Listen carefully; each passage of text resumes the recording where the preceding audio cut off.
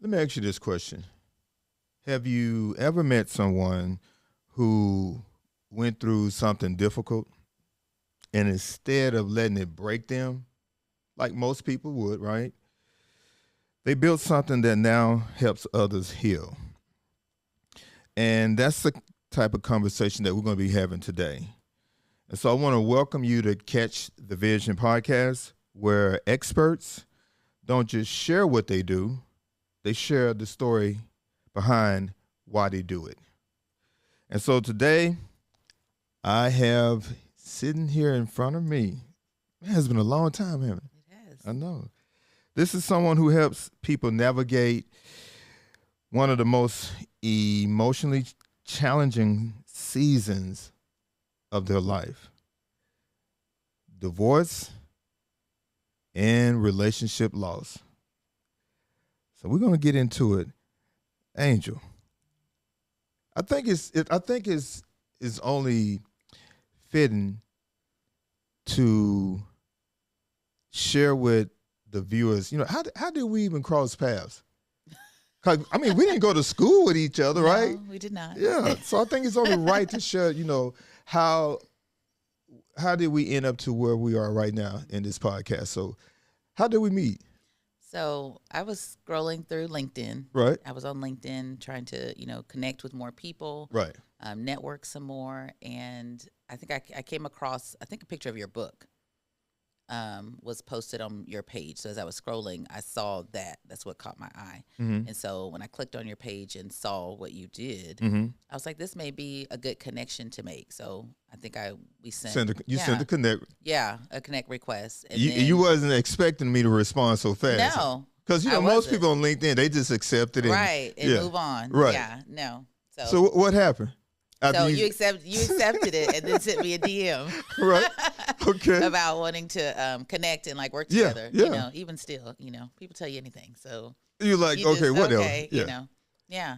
And then I think I somehow found a contact number for you, and then I called, didn't I? I think we exchanged numbers. Okay. I think that's what and happened. then I Yeah, called. and you called me. Yeah. Okay. Mhm. Okay. You wasn't expecting that either, were you? I was not. Yeah. And so, again, LinkedIn is like that, what I call that gold rush, right? Mhm. But it's all about connecting with people. Yeah. It's not about, accepting a connect and then you move on, right? Right. You don't know who is that next person that can, help you go to that next level, right? Right. Because I think when we were on the phone talking, you were sharing with me about you wanted to take your practice to another level. How long had you been thinking about writing a book? Probably for a couple years. Really? I had really already written it. I had written most of it already. Mhm. So it was already in process, but I didn't feel it was time to release it yet. Why? It wasn't time. I didn't It wasn't time, or you didn't make time? It really Okay, felt like okay. it wasn't time. I didn't Okay. feel like it was the right time to release it. And I didn't think I knew what to do. So you was at a crossroad. Mm-hmm. Okay. All right. Yeah. So the book is titled From Heartbreak to Hope: Yes. A Journey Beyond Divorce. So you got to tell us what's the story that anchors the book, that makes the book, to the point where people say, you know what, I'm glad the story that she's sitting on, because I've been waiting on that story. What's the story behind it? Yeah. So this story, one, was very cathartic for me. It was a labor of love and me pouring out not just clinical expertise from what I do, but personal experience from my own divorce and what I went through. So this book is for people, who are Christian, raised in the church, where divorce is a taboo type of subject that is not talked about a lot, or people feel a lot of shame. Mm-hmm. This was a way for me to share my story and hopefully resonate with other people and help people see that no matter what background you come from, whatever situation it is, heartbreak can affect us all, and know how to help themselves through it. So you mentioned something about clinical. So what are your credentials? Yeah. So I'm a licensed professional counselor, supervisor. Okay. That's what my official title. Licensed professional counselor. Yes, Okay. and I run a private practice. Okay. Yeah. So There's a lot of moving parts to you then, huh? There are. Okay. A So lot of what parts. made you say, you know what? I've done this for everyone else, but now it's time for me to do it for myself. So what made you go into private practice? Because that's like people again, we think about doing a lot of things, right? Mm-hmm. But we never act on it. So what was it for you? Yeah. And I have to be honest, I never thought of myself as a business owner. I never had any desires or aspirations to be a business owner. Was anyone in your family a business owner? At the time, my brother, he was, Okay. he was into real estate. He was doing it. He wasn't doing it full time at that point, but Uh-huh. he was into that. My grandfather was a business owner. Okay. So I have a history of people, both my grandfathers actually Okay. were business owners. So it's not that I didn't see that. It just never was something I It didn't aspired cross to your do. path at that moment. No. So what made it cross your path? For me, it was more about the freedom and the flexibility. What was going on like in the workplace? It wasn't so much about the workplace. It was just the life. At that point, I was married, and I thought this would be a good way, because my ex wanted to start a business. So this was a way for me to be able to support him, still, take care of home, still have income, still do what I felt passionate about, but not have to work a 9 to 5 and not have to be in the constraints of working for somebody else. Mm. Now you More said about freedom and you said your flexibility. ex. So you've been married I have once. twice. Okay. I've So been twice. let's go back to the first marriage. Okay.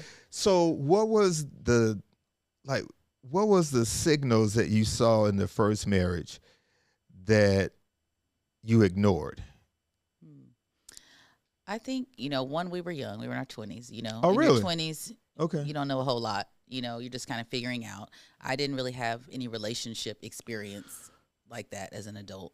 So I think there was just a lot of immaturity. And so how you handle things, handle communication, not being willing to forgive, that was something that really kind of stood out to me at the beginning. And so how long were you all married? We were married 11 years.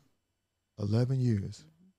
So what was the breaking point? I think the breaking point was where there was just a shutdown.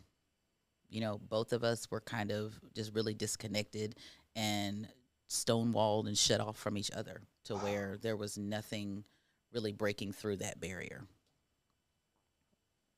And so what did you learn from your first divorce? I would say, and I think this goes with both of them. So I just Hold on, let's just one at a time. One at a time. I learned about grace and self-compassion. Mm-hmm. Being someone, again, raised in the church, raised in a Christian family, parents have been married 50 years. There was an example set. And so I think sometimes the shame of that can crush you, and you can lose, your identity and sense of self-worth. So I think that is something that, that taught me, was that I still have a purpose. I still have things that I'm supposed to do. I still am an individual apart from being someone's wife. Okay. So at that moment from the first divorce, did you start kind of, creating a journal, or it didn't happen in, from the first divorce? No, it didn't happen from the first divorce. No. So you just kind of, so did you even like recover from that? Like how long did it take you to recover from that? So after that was final, I had my moments. I went through, the grieving process like we all do, the emotional Men don't roller do that, coaster. dude. We don't even do that. You know what? It's backwards. With women, we tend to do emotional part up front, and absolutely. then we're good. With us, it's the opposite. we rebound. Rebound quickly, and then the emotions hit. Right. Like I shouldn't have done that. Like I mean, I'm speaking from experience, right? Yeah. So yeah, I know. Yeah. But at no point in that at first divorce did you think about, journaling. I did journal, but it wasn't like to the point of writing. Right. You writing my just, story. It was just more doing of it for you, for therapy for yourself. Yes. So I did that. I did. I went to counseling. I was in a divorce recovery group. Mm-hmm. I had a community already with my church and friends. So I had a lot of support, and that is really what kind of helped move me through that period, because it was rough. So, being a therapist, right? How did you look at relationships? Well, no, let me ask you this question. I think this is a better question. Did you look at your marriage as a failure, or did you look at it as a learned lesson? I think at the time when it was happening, it felt like a lesson and a failure. You know, I think by the time things ended, I had already checked out completely. Really? So, you know, that had been happening for a while. So I think by the time it ended, you know, there was a sense of, okay, what am I going to do now? You know, where am I going now? It was at that point. I didn't start my practice until after that divorce. I didn't start going Like into a year later counseling. or months later or what? It was months later. Really? About 3 months later, I started my practice. Before that, I was working as a school counselor, so I was still in counseling, but not in this capacity at all. Okay.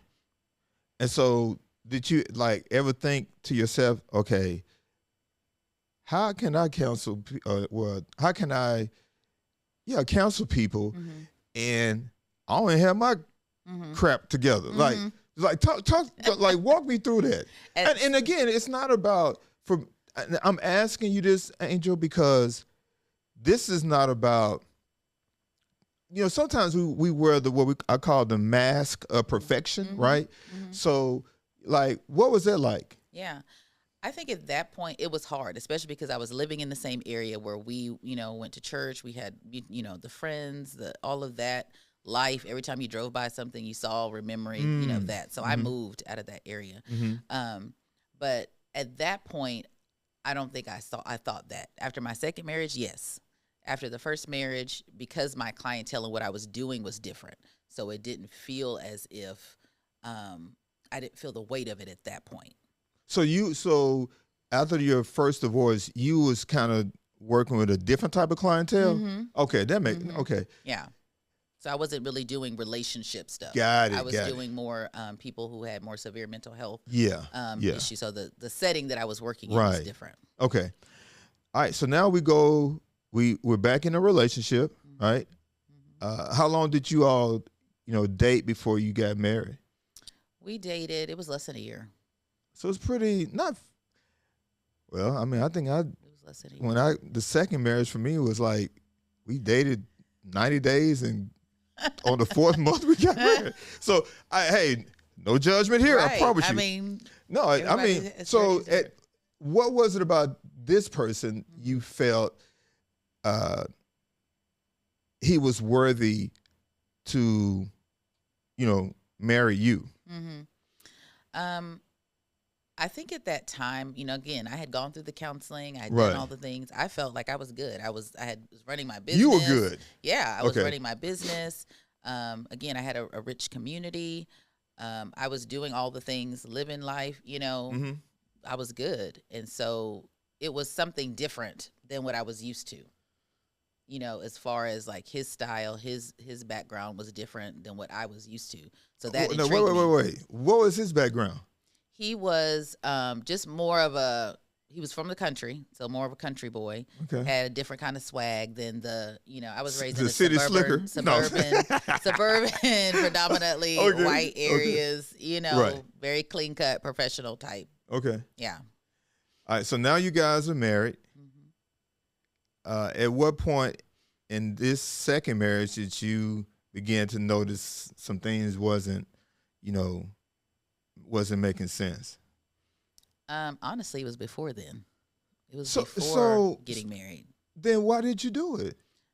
And this brings you to a very good point. Why exactly? Yeah. And I questioned myself about that as well, which is something I talk about in my book, is how I hadn't really done the work that I needed to do to understand why I was allowing this type of man.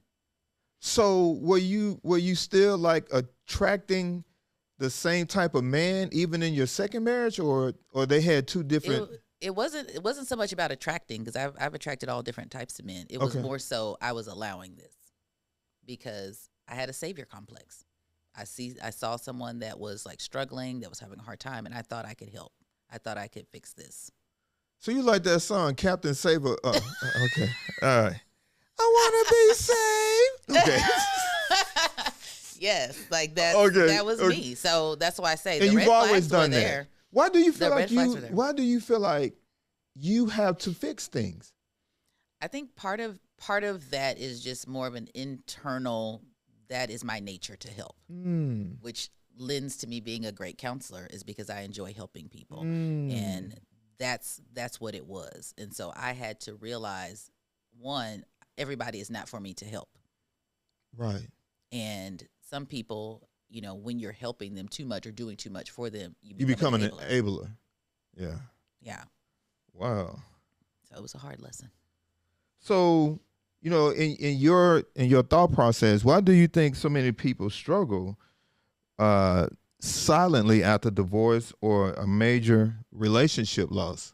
What's your take on that? Yeah, it's insecurity. That's a big thing, and out of that insecurity can come the shame, anger, the anxiety of now losing something that they thought was their whole life and was going to be their world, was going to be the way that their life went, and now that's changed. And you also have those feelings of, am I not good enough? Am I not worthy of a healthy love? Am I not worthy of somebody staying with me? So where do you believe, or you in your thought process feel the insecurity come from? Where does that originate from with us? Yeah. A lot of times it's in our upbringing. Everything that we experience as adult, how we see the world, how we view the world, are rooted in our core beliefs that we develop in our upbringing. So if you were raised and you weren't affirmed, and that confidence wasn't built in you in growing up and how you view yourself, then you're going to struggle with that in relationships. And you're going to allow people who give that to you. You're going to allow people who are, saying all the right things, who are, treating you well up front. That's going to be more impactful than the things maybe that are really important in a relationship that you need. No, I want to ask you this, Angel. Now I know you don't. This is not your field of study, so this is just like so. Take off your therapist hat, okay? Okay. Just it's just an opinion, all right? Do you think from those two previous marriages, did both of them have like a sense of narcissism? I would say I don't like to throw that word around because I'm throwing it. Well, I feel like people use it very loosely. Okay. But when you say, wait.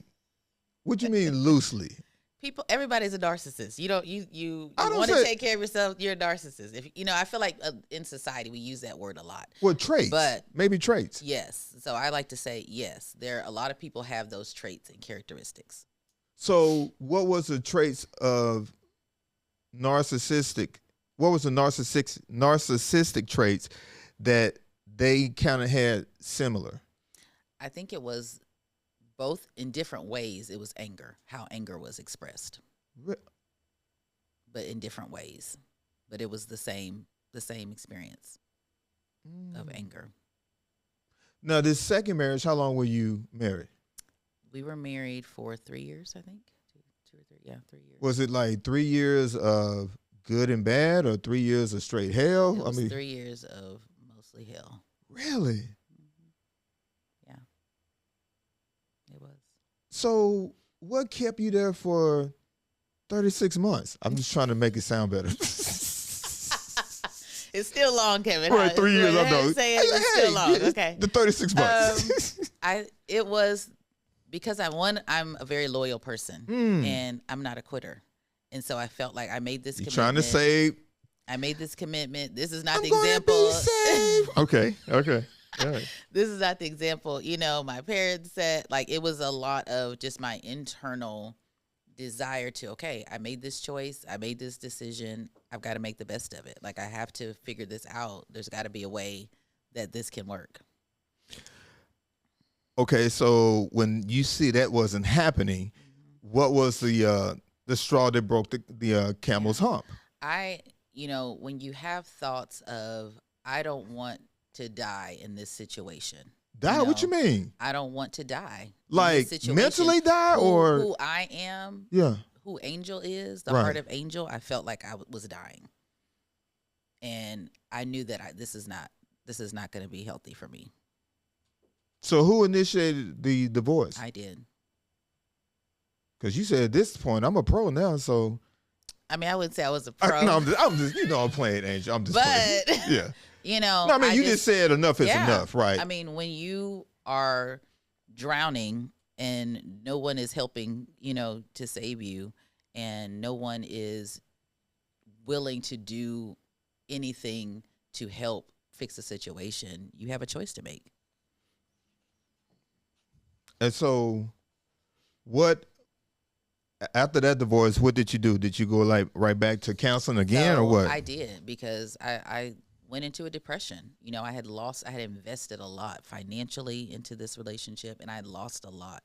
And as someone who's always taking care of business, always, had things together, that was what, for me, was the hardest part, was how did I end up here? I'm educated. I come from a good home. How did this happen to me? And I knew that there was something more that I missed that I needed to figure out. And so, Angel, for someone who's, watching now that they feel stuck, what's one decision that they can make today? Yeah, I would say the first decision is very small and it sounds very simple, but just do one thing. And it can be something simple, because a lot of times it's not that we don't know what to do. Everything that we feel stuck about, it's really a decision that we make to move us forward. But when you are overwhelmed with emotion, with all the stresses of all the things and all the moving parts of life, it's hard to see that.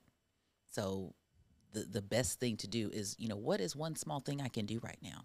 That may mean going for a walk, calling a friend, seeking some support, whatever that one thing is. That's where you can get the clarity as you start moving. Wow. And what are some signs of someone who hasn't truly healed yet, even if they think they have? A real telltale sign is when when you're doing the same thing, you're responding the same way. That's something that I had to evaluate just in dating again.